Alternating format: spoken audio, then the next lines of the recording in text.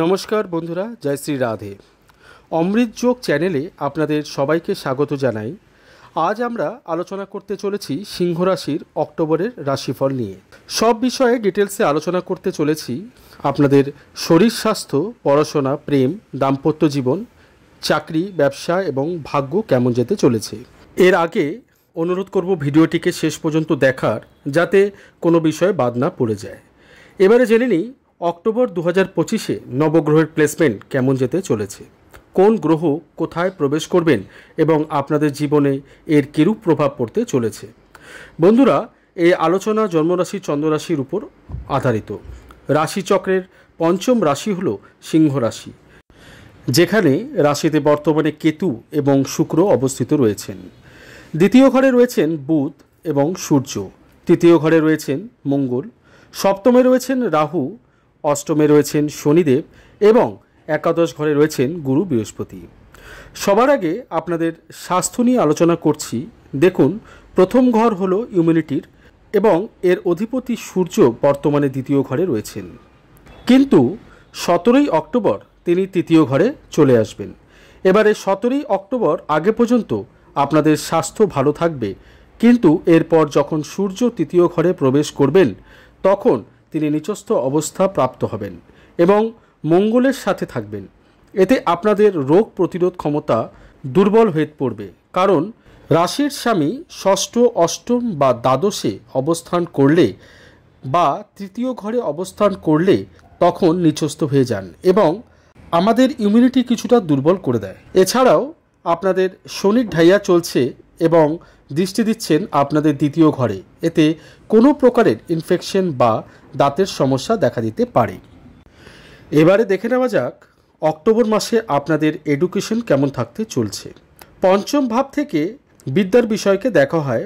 পঞ্চমে হলেন বৃহস্পতি, যিনি বর্তমানে একাদশ স্থানে রয়েছেন এবং 19 অক্টোবর ইনি প্রবেশ করবেন কর্কট রাশিতে।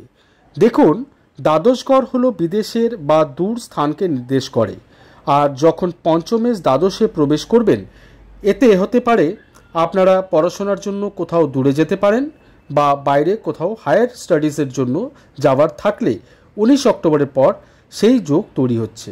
এর আগেও বৃহস্পতির দৃষ্টি পঞ্চম ঘরে পড়ছে। এতে বলা যাচ্ছে যে এই পুরো মাস জুড়ে আপনাদের এডুকেশন ভালোই যেতে চলেছে। এরপর আসছি প্রেম সম্পর্ক নিয়ে। পঞ্চম ঘর থেকেই প্রেমের সম্পর্ককে দেখা হয় এবং পঞ্চমেশ বৃহস্পতি 19 অক্টোবর ট্রানজিট করবেন, সেই সাথে উচ্চ অবস্থা প্রাপ্ত হবে। এতে হয়তো পার্টনারের থেকে কিছু শিখতে পারবেন এবং আপনাদের মধ্যে আন্ডারস্ট্যান্ডিং ভালো হবে, বা পার্টনারের তরফ থেকে কখনো কোনো পজিটিভ অ্যাডভাইস পেতে পারেন। এছাড়াও যদি আপনারা সিঙ্গেল থাকেন এবং এডুকেশন অথবা কেরিয়ারের জন্য বাইরে বা বিদেশে যাওয়ার থাকে, হতে পারে সেখান থেকে কোনো নতুন রিলেশন তৈরি যোগ সৃষ্টি হতে পারে। এছাড়াও যেহেতু শনির দৃষ্টি থাকছে, তাই নিজেদের বাণীতে কন্ট্রোল রাখার চেষ্টা করবেন। প্রেম সম্বন্ধে এ মাসে সব কিছু ভালোই দেখা যাচ্ছে। বৈবাহিক জীবন নিয়ে বলতে গেলে সপ্তম ঘরে আপনাদের রাহু অবস্থান করে রয়েছে এবং সপ্তমে শনি অষ্টম ঘরে অবস্থান করেছেন।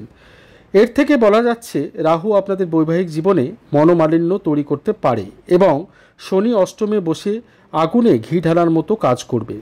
আর এই দুটি গ্রহ অর্থাৎ রাহু সপ্তমে এবং শনি অষ্টমে দীর্ঘদিন পর্যন্ত থাকবেন। এর জন্য আপনাদের কিছু উপায় জানাবো, যাতে মনোমালিন্য বা আপনাদের পার্টনারের শরীর স্বাস্থ্যের উপর এফেক্ট কম করা যায়। এবারে আরেক গুরুত্বপূর্ণ টপিক নিয়ে আলোচনা করতে চলেছি। অক্টোবর মাসে আপনাদের ভাগ্য কেমন যেতে চলেছে। ভাগ্যের অধিপতি মঙ্গল বর্তমানে তৃতীয় ঘরে অবস্থান করেছেন এবং সপ্তম দৃষ্টি দিয়ে আপনাদের ভাগ্যস্থানে নজর রেখেছেন এবং 27 অক্টোবরের পর মঙ্গল প্রবেশ করবেন চতুর্থ ঘরে এবং তখন সেখানে রুচক রাজযোগের সৃষ্টি করবেন।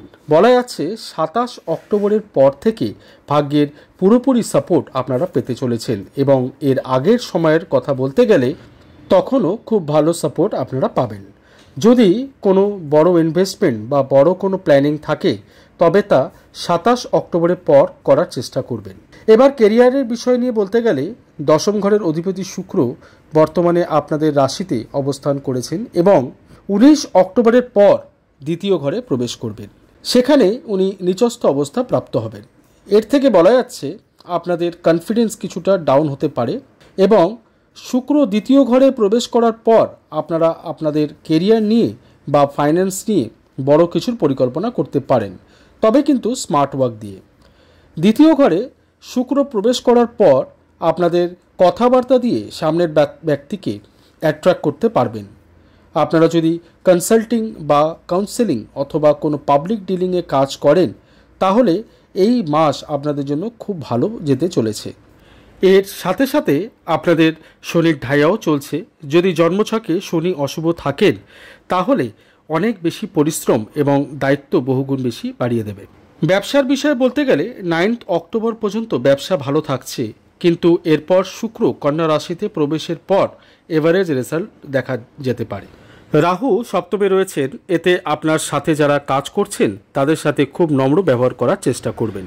রেমেডির কথা বলতে গেলে যেহেতু রাহু সপ্তমে রয়েছেন তাই সবার আগে বৈবাহিক জীবন এবং ব্যবসার জন্য রাহুর উপায় করবেন। পাখিদের জব খাওয়াতে পারেন, এছাড়াও মাছ এবং রাস্তার কুকুরদের খাবার খাওয়াতে পারেন। নীল এবং কালো বস্ত্র এই সময় অ্যাভয়েড করবেন, যেহেতু শনির ঢাইয়া চলছে তাই মন্দিরে শনিবার করে কালো তিল দান করতে পারেন। এছাড়াও শনিবার দিন নিরামিষ খাওয়ার চেষ্টা করতে পারেন। তাহলে বন্ধুরা, আজকের এই আলোচনা এখানেই সমাপ্ত করছি। যদি আমার প্রচেষ্টা আপনাদের ভালো লেগে থাকে তাহলে অবশ্যই লাইক এবং কমেন্ট করবেন এবং নতুন বন্ধু হয়ে থাকলে চ্যানেলটিকে সাবস্ক্রাইব করতে ভুলবেন না। সেই সাথে বেল বাটন অবশ্যই প্রেস করবেন। সবাই সুস্থ থাকুন এবং ভালো থাকুন। ধন্যবাদ।